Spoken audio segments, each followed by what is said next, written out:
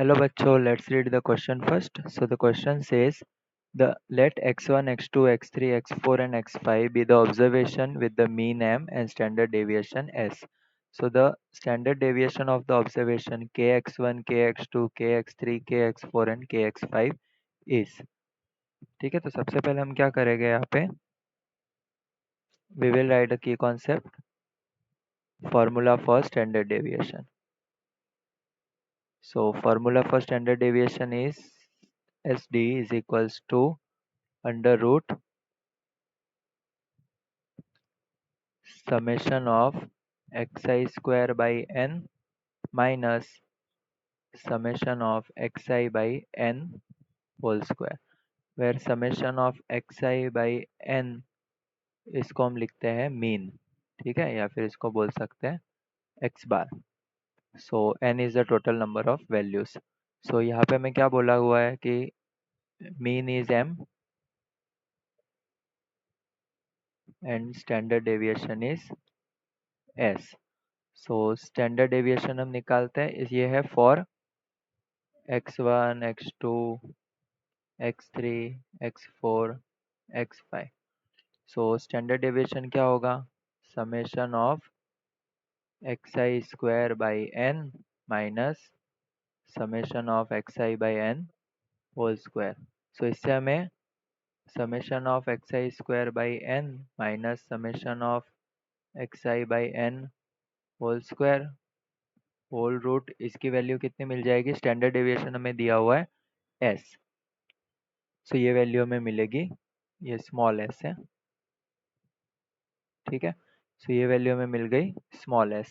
अब हम फाइंड करेंगे for new range, for the new data. ठीक है, न्यू डेटा क्या है हमारे पास, kx1, kx2, kx3, kx4, kx5.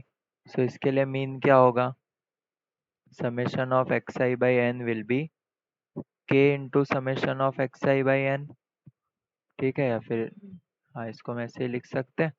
और summation of xi square will be k square x1 square k2 x2 square k3 x3 square, sorry k square x3 square k square x4 square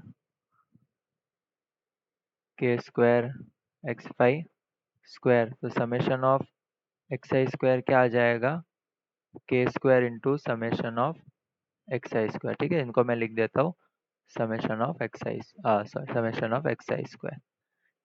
So now we will find the new standard deviation. So standard deviation is under root summation of xi square by n minus summation of xi by n whole square.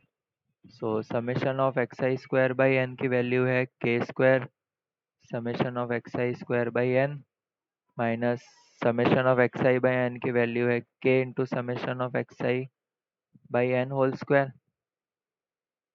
So इससे हमें क्या मिलेगा, अंदर k square summation of xi square by n minus k square into summation of xi by n whole square.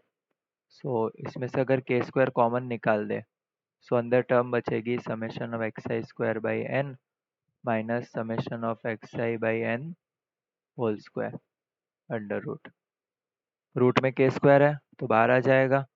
So standard deviation will be k into under root xi square by n minus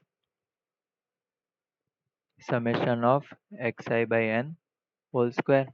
और इसकी value तो हमने पहले define कर दी है, तो इसकी value क्या है, so the value of this is s. So we can write from 1 summation xi square by n minus summation of xi by n whole square is equals to s.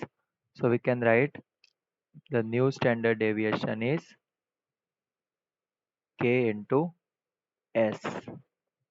So option number C is the correct one. Hope you understood it well. Best of luck.